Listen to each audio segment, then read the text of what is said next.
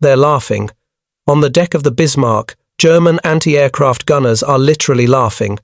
The desperate British are sending biplanes. Old, canvas-covered, Stringbags flying into a hurricane.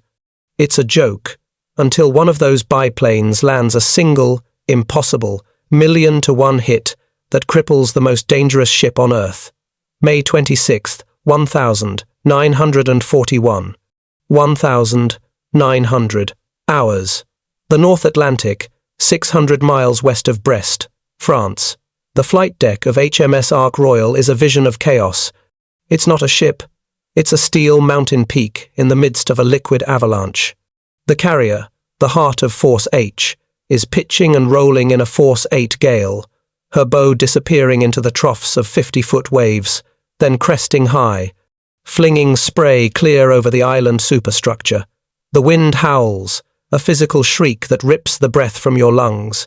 It's 40 knots, cold, and heavy with salt and rain. For any sane man, this is a day to be battened down, to pray for survival. For the men of 825 Naval Air Squadron, it is a day to go hunting. On the heaving deck, a line of 15 Fairey Swordfish biplanes, their fabric-covered wings shuddering, are being readied for flight. They are phantoms from another era. Stringbags, the pilots call them, a nickname of grim affection. They are canvas, wire, and wood. Their top speed, with a following wind, might brush 140 miles per hour slower than many cars on the Autobahn. Their cockpits are open to the sky, and tonight, the sky is an enemy in itself. In the foremost aircraft, Lieutenant Commander Eugene Esmond grips the stick. His face is a mask of concentration, already raw from the wind and spray. He looks at his air gunner, huddled behind him, and gives a sharp, unsmiling nod. He and his men have already had one disaster today. Hours earlier, they had launched, found a target, and fired their torpedoes, only to watch them detonate harmlessly against the hull of their own cruiser, HMS Sheffield, mistaken for the enemy in the blinding rain. A combination of faulty magnetic detonators and a friendly fire incident that could have been catastrophic. Now, they are going again, with contact-fused torpedoes. At dusk, in a hurricane. On the Ark Royal's bridge, Captain Loban Mond and Vice Admiral Sir James Somerville watch the deck. The pressure on these two men is astronomical. For 2 days, the entire British home fleet has been chasing a ghost, a monster, the Bismarck. Just days before, that name was a whisper of steel and thunder. Now, it is a scream of vengeance. Bismarck and her consort, Prince Eugen, had slipped into the Atlantic, and in the Denmark Strait, they met the pride of the Royal Navy, HMS Hood. In 6 minutes of horror, a single 15-inch shell from Bismarck found Hood's magazine. The 42,000-ton battlecruiser, the very symbol of British sea power, was vaporized, breaking in two and sinking with 1,415 men. Only 3 survived. Now, Bismarck is damaged, leaking oil from an earlier hit, but she is fast. She is running for the French coast. If she makes it under the protective umbrella of the Luftwaffe, she is safe. She will be repaired, refueled, and will emerge to sever Britain's Atlantic lifeline. The battleships, King George V and Rodney, are pounding through the seas to intercept, but they are low on fuel. They will not catch her. This is it, the last chance. The only asset in range is Ark Royal and her squadron of antiques. The fate of the Atlantic, perhaps the war, rests on the shoulders of men flying biplanes that should have been retired a decade ago. The deck lurches violently. Launch aircraft! The first Swordfish, Esmondaise, strains against its brakes. The engine, a Bristol Pegasus, coughs and roars. The landing signals officer, fighting for his own footing on the slippery deck, gives the signal. Esmond shoves the throttle forward. The Stringbag, weighed down with 1,600 pounds of torpedo, crawls for speed. The deck drops away, and for one heart-stopping second, the biplane hangs, engine screaming, seeming to fall toward the churning grey water. Then, the wind catches it, a brutal, unseen hand that smacks it sideways. But it's flying. It's in the air. One by one, the others follow. It takes 20 agonizing minutes. One plane careens as a wave breaks over the bow, nearly sliding off the edge. Another's engine sputters, catches, and sputters again before finding its voice. They are insects in a tempest. They form up, a loose, struggling gaggle, and disappear into the gloom, climbing to a mere 1,000 feet. They are alone.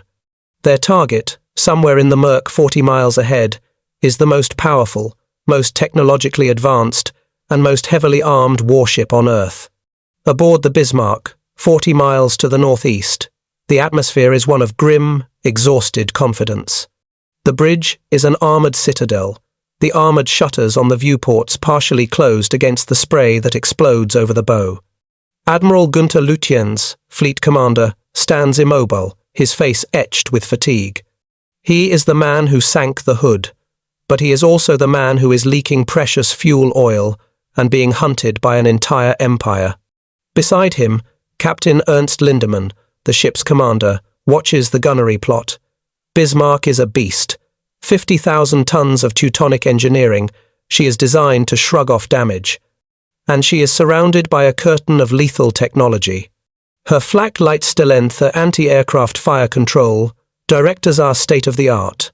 Her new Funkmessortung, FUMO, radar capable of picking up targets in the dark. Her defences are layered, 16 10.5 centimetre, 4.1 inch, heavy flak guns, designed to tear apart high-altitude bombers. 16, 3.7 centimetre, 1.5 inch, guns for the medium ranges, and over a dozen 2-centimetre cannons for close-in work. This ship is a porcupine. It expects, and is designed to defeat, modern, fast-moving monoplanes. The ship is still making 20 knots, her giant screws churning the sea, but her course is erratic. The earlier hit from HMS Prince of Wales had ruptured a fuel tank, and a torpedo from Victor's squadron 2 days prior had done minor damage, but she was still a prime fighting machine. Now, all she has to do is survive this night. Dawn, and the Luftwaffe air cover from bases in occupied France, is only hours away. On the radar plot, the operator frowns. Contacts, Herr Kapitän. Bearing 285, range 20,000 meters, slow, very slow. Lookouts, wrapped in heavy waterproofs and lashed to their platforms, strain their binoculars into the driving rain. The sea is a heaving, grey-black mess, and the sky is a low, bruised purple. Then, one of them screams into his telephone, "Flugzeug! Aircraft! Starboard side! Low!" The alarm bells jangle through the ship. Flieger alarm, Flieger alarm. On the bridge, Lindemann and Lutyens move to the armoured viewport, and they see them. Through a gap in the black, swirling clouds, they don't see modern bombers. They don't see sleek, fast torpedo planes. They see Stringbags. A collection of what look like canvas kites, boxy and ancient, struggling against the gale. They are flying impossibly low, some no higher than 50 feet, disappearing into the troughs of the waves, then reappearing, their single engines a faint drone against the wind's roar. For a second, there is stunned silence. Then, on the open gun platforms, a sound rises up. Laughter. Gunners, who had been braced for a high-speed attack, point and jeer. They look like museum pieces.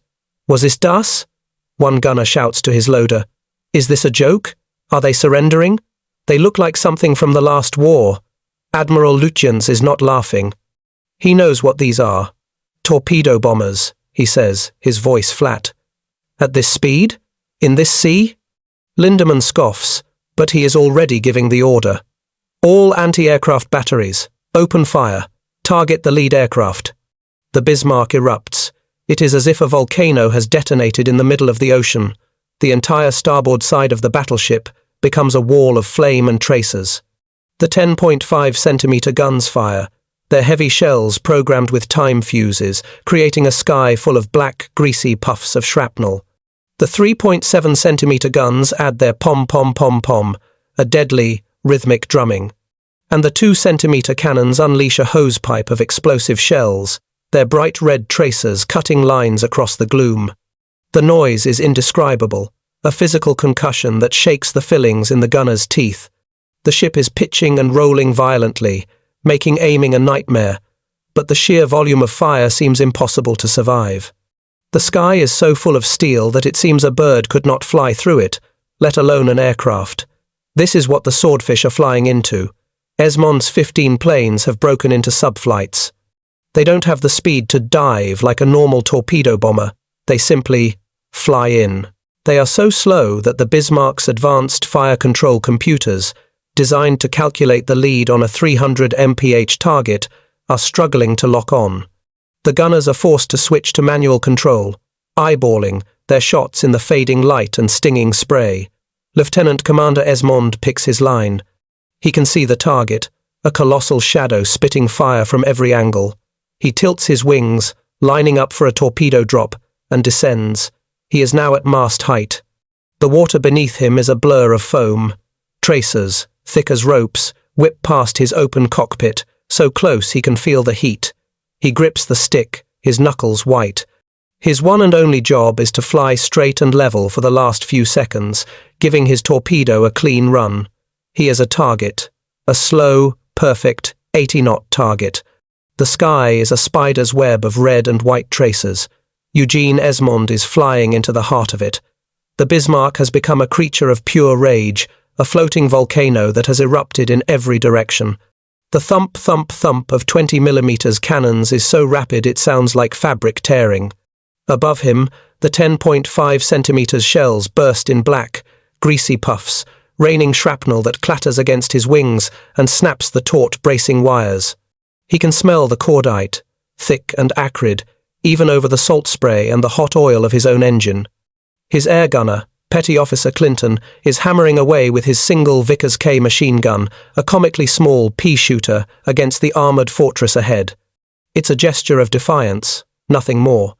Esmond's Swordfish is riddled. A shell from a 3.7 centimeters gun rips through the lower port wing, tearing a hole the size of a man's head. The Stringbag shudders violently. The controls go sluggish. But the Bristol Pegasus engine, a masterpiece of reliability, never sputters. He is inside the 2,000-yard perimeter now, flying at just 50 feet. The Bismarck looms, no longer a ship but a vertical cliff of steel, spitting fire from dozens of muzzles. The noise is a physical blow, a solid wall of sound. He must be steady, he must be level. Steady, steady, he mutters into his microphone. At 1,000 yards, he presses the release. Torpedo away! The 1,600-pound weapon, the tin fish, drops with a heavy splash. Esmond doesn't wait to watch. He hauls the Swordfish into a brutal, wing-straining bank. He pulls up, clearing the Bismarck's forward gun turrets by mere feet. So close, he can see the helmeted figures of the German gun crews, their faces turned up in disbelief, still firing at him as he passes overhead. Now, the sky is full of them. The other sub-flights, which had split off in the gloom, are attacking from all sides. Titch, Williams's flight bores in from the starboard beam. John Moffat's flight, from the port. It's an anvil attack, a coordinated strike from port and starboard simultaneously, designed to make it impossible for the captain to choose which torpedoes to evade. On Bismarck's bridge, Captain Lindemann is screaming orders. Hard to port, full rudder.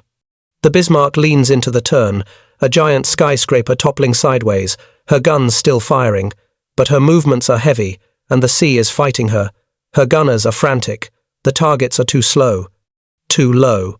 They are inside the effective range of the heavy flak, and the 20mm cannons, firing on manual, can't compensate for both the ship's violent roll and the biplanes jinking.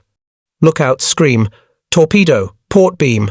2 torpedoes! Starboard bow!" Lindemann tries to comb the tracks, steering the ship's bow at the incoming torpedoes so they scrape harmlessly down the hull. The ship's secondary 5.9-inch guns are lowered, firing into the water, creating huge splashes in a desperate attempt to detonate the torpedoes prematurely. A muffled boom echoes from deep within the ship. A column of water, white and angry, climbs the port side, amidships. A hit. In the German Fire Control Center, a damage report flashes. Hit! Section 14. Port side. The ship shudders, but the officers on the bridge almost smile with relief. The torpedo struck the main armoured belt. The torpedo abvisor shot the thick, internal armoured bulkhead that was the core of Bismarck's defences held. The ship is designed for this. Minor flooding, but she is not crippled. She is still fighting, but there are more torpedoes in the water. Sub-Lieutenant John Moffat is on his final run. His navigator, Dusty Miller, is shouting coordinates. His gunner, Ginger Beryl, is firing uselessly at the superstructure. Moffat is flying so low his wheels are kicking up spray. He is under the main arc of fire. He sees the giant bow turning toward him. She's turning. Drop it now, Dusty. Drop! Moffat releases his torpedo. At that exact second, Captain Lindemann, having seen the torpedoes from the other side, shouts a new order. Hard to starboard, full rudder, full astern on the starboard engine. He is trying to swing the ship's stern away from one threat and swings it directly into the path of another. Moffat's torpedo, running deep, speeds toward the giant, turning shadow. It doesn't hit the armoured belt. It doesn't hit the hull. It strikes the Bismarck's stern, on the starboard side, right where the massive rudder posts enter the ship. The explosion is not muffled. It is a catastrophic, sharp crack that resonates through the ship's entire 823-foot length. A geyser of black water and mangled steel erupts.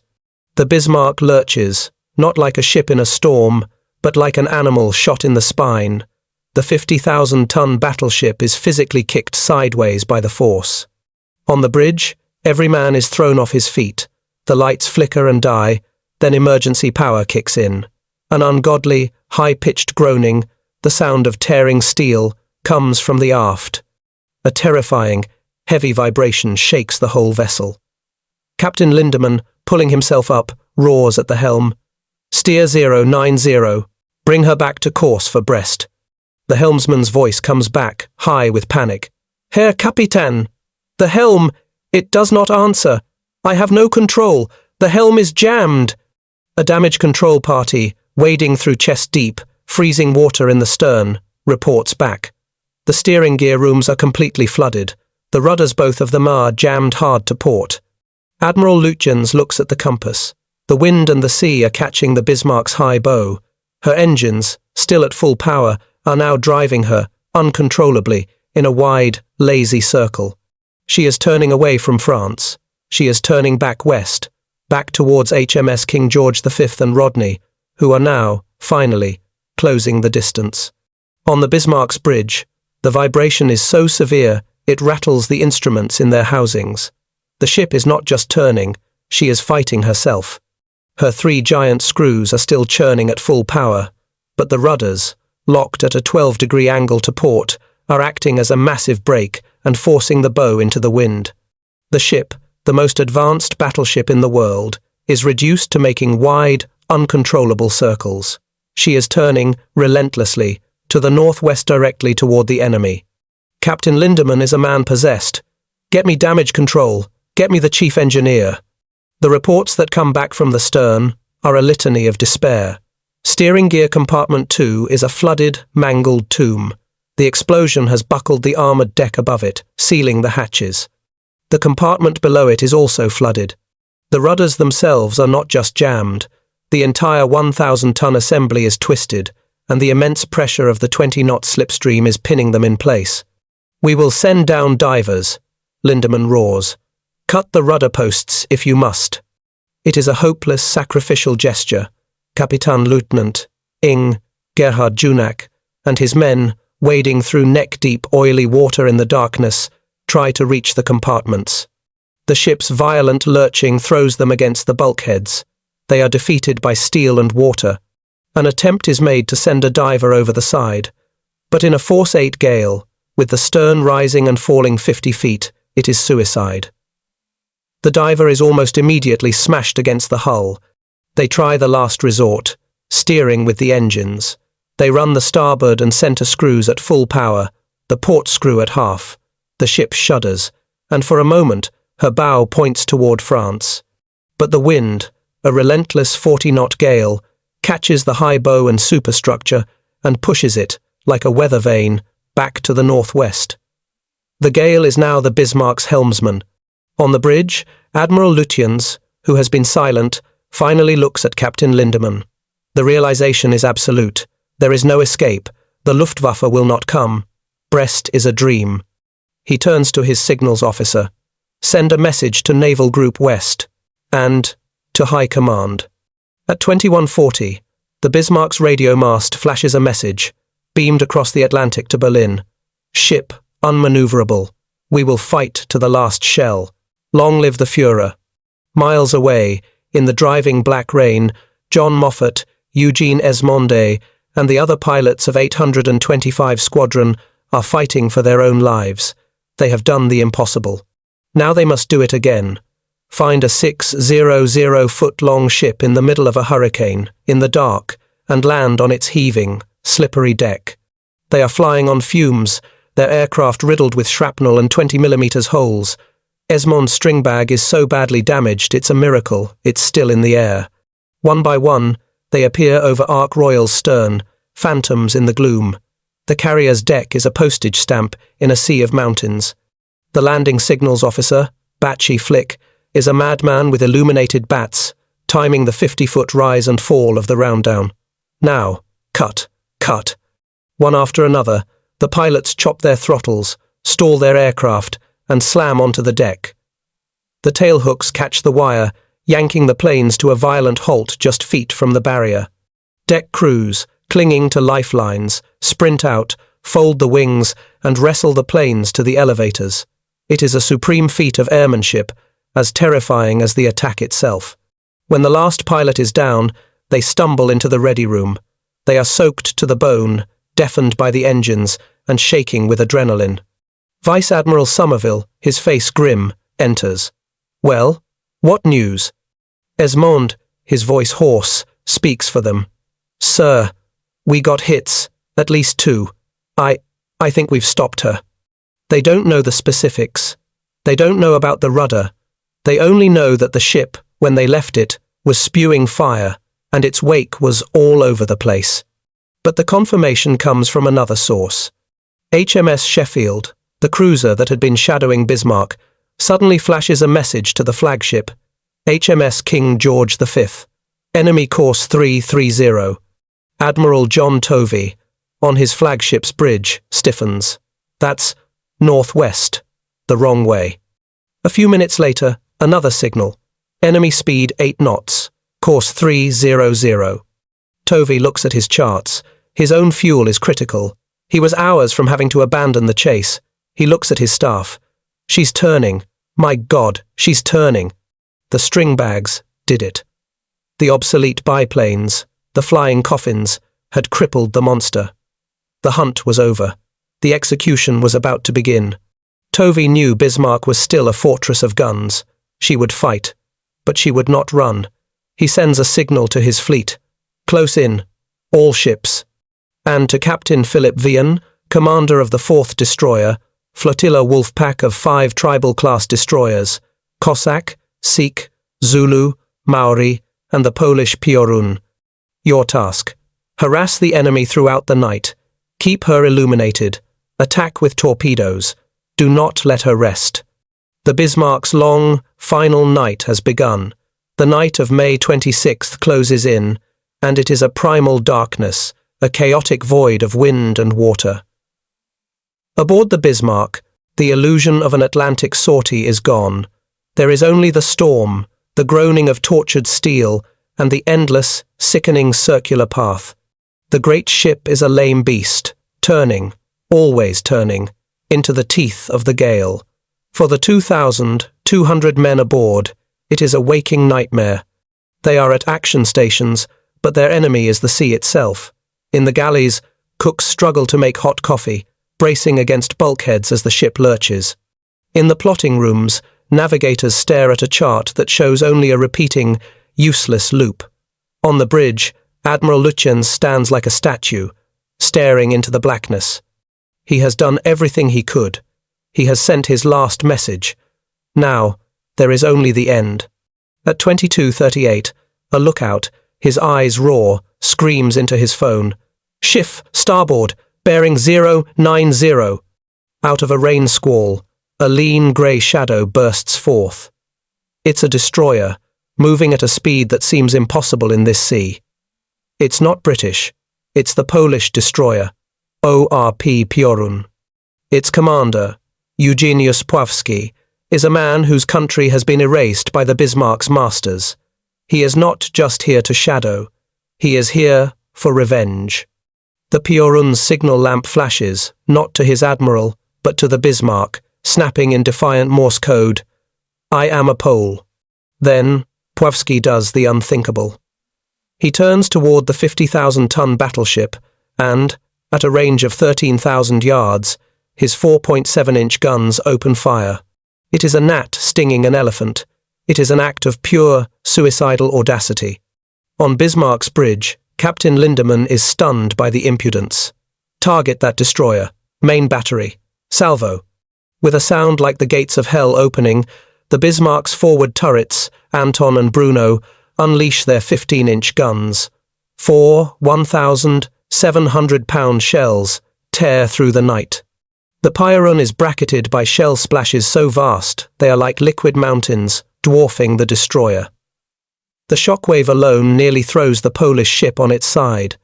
For an hour, Piorun dodges and weaves, firing its guns, forcing the Bismarck to expend precious heavy ammunition. Finally, with his guns overheated and his ship strained, Pławski pulls back into the darkness. But he was just the first. Now, Captain Philip Vian's other 4 destroyers arrive. HMS Cossack, Maori, Sikh, and Zulu. They are a wolf pack. They have one job, to haunt. Throughout the night, they circle, a pack of hyenas around a dying lion. The Bismarck is never left alone. First, a star shell pops high above, bathing the crippled battleship in a cold, flickering magnesium glare, painting her as a target for the British capital ships still pounding through the dark. The Bismarck's flak guns erupt, firing at the parachutes, the tracers looking like frantic red scribbles against the storm. Then, the destroyers attack. Zulu dashes in from the port quarter, her engines screaming. Her lookouts see the Bismarck turning slowly, her guns pointed the wrong way. "Fire torpedoes!" They launch a spread and wheel away, vanishing into the rain. Bismarck's secondary armament, the 5.9-inch guns, reply, sending salvo after salvo into the blackness where they think the destroyer is. The flashes are blinding, momentarily illuminating the ship's own wrecked superstructure. 10 minutes later, from the starboard side, Cossack and Maori attack. They fire. More torpedoes. More frantic, evasive action from Bismarck, which consists of firing all her engines and hoping the ship's erratic turn moves her out of the way. The German crew are being driven to the point of madness. There is no rest, no quiet, just the howl of the wind, the jangle of the alarm bells, the blinding flash of star shells, and the thunder of their own guns firing at ghosts. They are exhausted. They are soaked. They are trapped in a steel tub that is being herded toward its own execution. The damage control parties are still working in the stern, knee-deep in water, trying the impossible, but they know it is useless. The men in the engine rooms, the Black Gang, perform their duties with fatalistic precision, responding to engine orders that only drive them in circles. By 3, the destroyers have launched 16 torpedoes. It's impossible to know, in the storm, if any have hit. The British claim 2 minor hits. The Germans claim none. It doesn't matter. The Bismarck's armour, even if struck, is holding. The damage Vian's Wolfpack is inflicting is psychological. They are ensuring that when the sun rises, the Bismarck's gunners will be exhausted, their eyes gritty, their nerves shattered, having spent a full night fighting phantoms in a hurricane.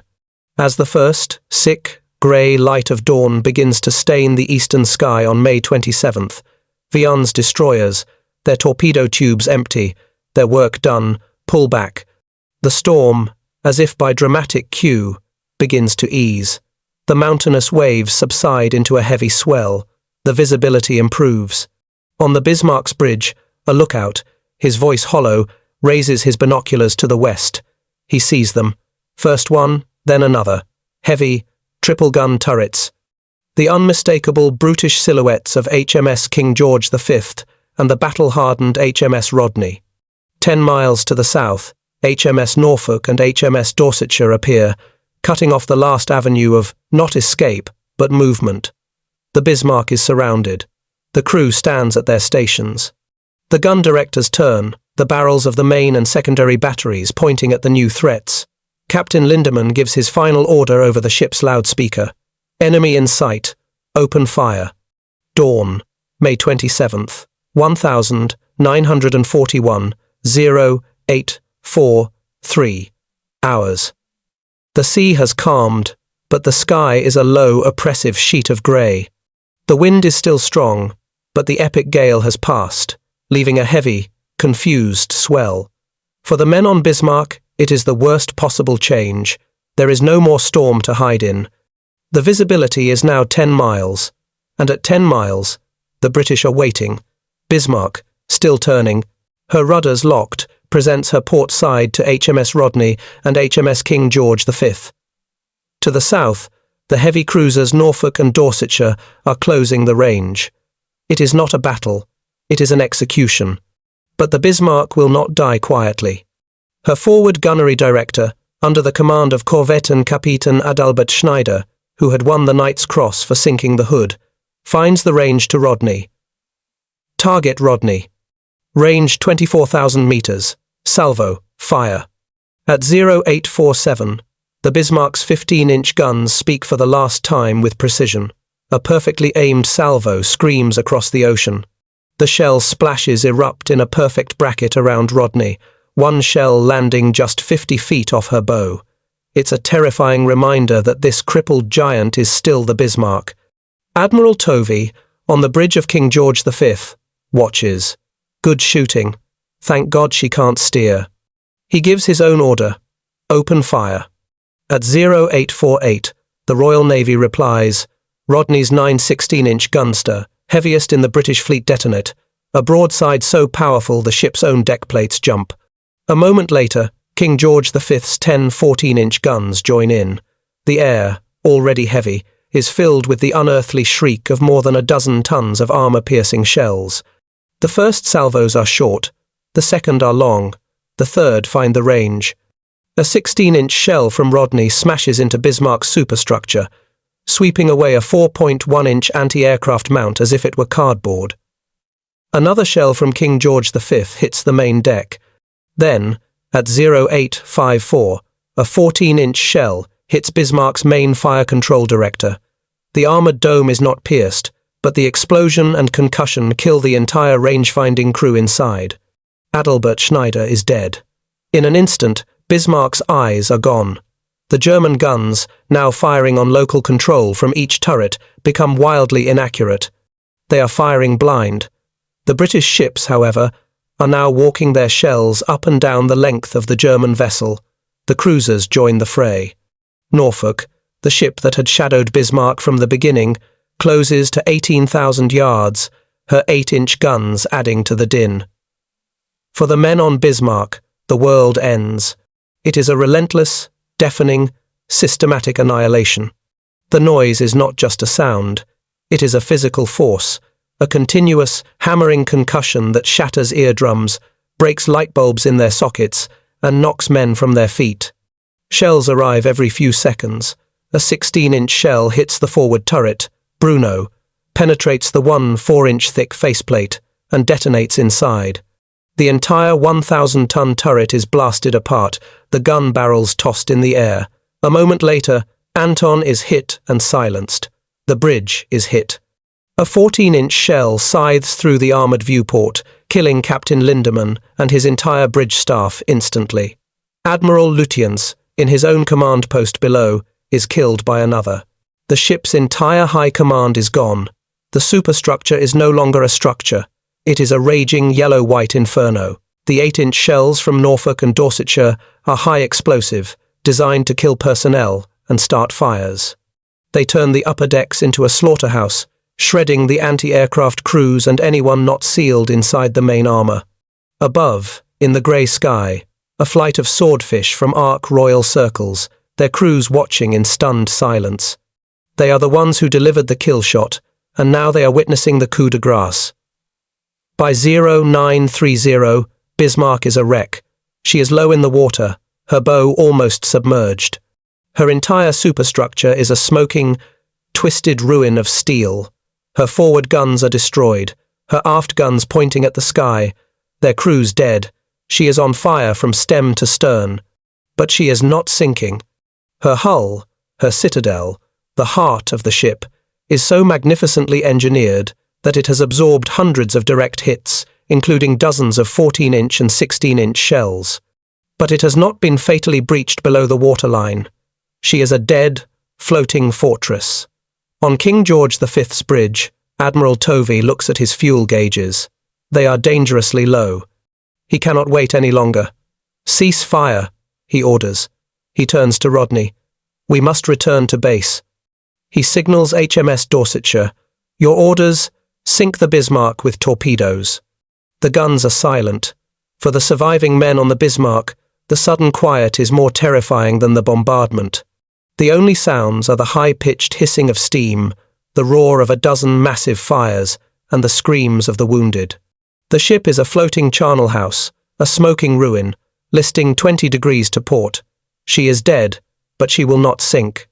Deep below the waterline, in the central control station, Fregattenkapitän Hans Oles, the first officer, and now the ranking survivor, makes the final decision. The ship is lost. She must not be captured. He gives the order he has been dreading. Schiff klar machen zur Selbstversenkung. Prepare to scuttle the ship. Kapitänleutnant Gerhard Junak, the engineer who had tried to free the rudders, leads his men into the bowels of the dying vessel. They wade through flooded passageways, in darkness, choking on smoke. They open the main seacocks and valves, letting the cold Atlantic pour into the ship's deepest compartments. They set timed explosive charges Sprengladungen on the main engine cooling intakes. Their duty is to ensure that the Bismarck, a prize of German engineering, will never be studied by her enemies. At 10:15, as Junak's men are completing their work, HMS Dorsetshire closes to 2 miles. This is not combat, it is a mercy killing. The cruiser fires 2 21-inch torpedoes into Bismarck's starboard side. They strike home, exploding deep within the already flooded compartments, tearing open the hull. The Bismarck shudders, and the list to port increases. Dorsetshire circles around, a predator examining its kill, and fires a third torpedo into the Bismarck's port side. This one hits near the aft section, blowing another massive hole. On the main deck, the order, "Abandon ship," is passed by word of mouth. Hundreds of men, dazed, burned, and wounded, begin to leap from the burning decks into the oily, freezing water. They slide down the sloping hull, jumping clear of the propellers. Captain Lindemann's personal steward, who had survived the bridge's destruction, runs to the bow, raises the Bismarck's battle ensign one last time, and salutes as the ship goes down. At 10:36, the Bismarck begins her final roll. The list to port becomes a sudden, catastrophic capsize. She turns over, her giant red keel exposed to the grey sky. The swastika ensigns on her bow and stern dip into the water.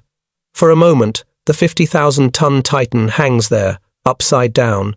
Then, at 10:39 a.m., May 27th, 1941, she sinks, stern first. The Bismarck, the pride of the Kriegsmarine and the terror of the Atlantic, vanishes beneath the waves, leaving a maelstrom of bubbling water, black oil, and floating debris. In the water, over 800 men are struggling for life, clinging to wreckage, calling for help. HMS Dorsetshire and HMS Maori stop, a courageous act in known U-boat waters. They begin pulling the German sailors from the sea, throwing lines and cargo nets. They save 85 men. Then, a lookout on Dorsetshire screams, "U-boat! Periscope!" The alarm is a false one, in all likelihood a plume of air from the sinking battleship, but the order is immediate. Captain Martin of the Dorsetshire cannot risk his ship. With a heavy heart, he orders full steam, abandoning the hundreds of other survivors. They are left to their fate. Of the Bismarck's crew of over 2,200 men, only 115 will be saved. The hunt was over. The Hood was avenged. The Bismarck was at the bottom of the Atlantic, 3 miles down. But her doom wasn't sealed by the 16-inch guns of Rodney or the 14-inch guns of King George V. Those were the executioners. Her fate was sealed by 15 men in canvas-covered biplanes, by a 1,000,000-to-1 hit from a weapon launched by a plane so slow, so obsolete, that the German gunners had laughed when they saw it. The Stringbag, the flying antique, had delivered the fatal, crippling blow. It had jammed the rudder, robbing the Titan of its one great advantage, its speed. It had forced the Bismarck to turn, to circle helplessly, and to wait for the firing squad. The era of the battleship was over, ended by a relic from another age,